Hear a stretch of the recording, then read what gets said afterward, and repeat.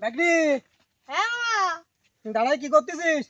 হ্যাঁ দাঁড়াই কি করতেছিস এনে? ওই মামা এই দাঁড়াই কাজ কাম নেই তাই একটু দাঁড়াই রইলাম দাঁড়াই দেখছিলাম ওই গাঙ্গে দি ওই নৌকলতিস তাই বাগনি, ও আমি না তোর পাখি বানাই দিতে পারি।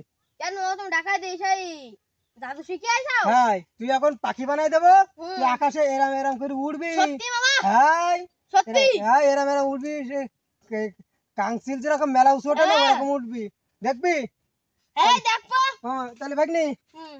আমি যা করতেছি তাই করবি। হুম। এরাম বলি বসি, হুম। এই বলি হাত ও দিবি। আচ্ছা ঠিক আছে। এই বলি। সত্যি? হ্যাঁ।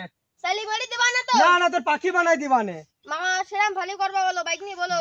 যা তো জানি তুই আমার কলিজার টুকরা একটা মাত্র ভাগ্নি নে, সরি তো পাখি বানাই দিবানে।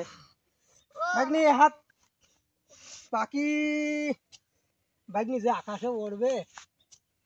ভাই একটু আসেন দিন ভাই, ভাগ্নির একটু পাখি বানাতে ভাই। ধরেন দিন ভাই, একটু ভাগ্নির পাখি বানাই দিতে হবে। ভাগ্নি ও এই বলি ধরি যা ভাগ্নি। হ্যাঁ ধরিস মামা। ওই দাও ওই পাখি হাত গেলে জুতো খুলি কান মাথায় ফাটান জুতো কোন খুলি দাও। এই জুতো খুলে ওই দিন। আকাশে উঠলি দেখা গেল বাতাসে হ্যাঁ, জুতো কোন কান হ্যাঁ, মাথায় হ্যাঁ, ফেললু। হ্যাঁ, কাটনিছি পড়বে না। হ্যাঁ ধরি যা ভাগ্নি। হ্যাঁ বাবা ধরিসি।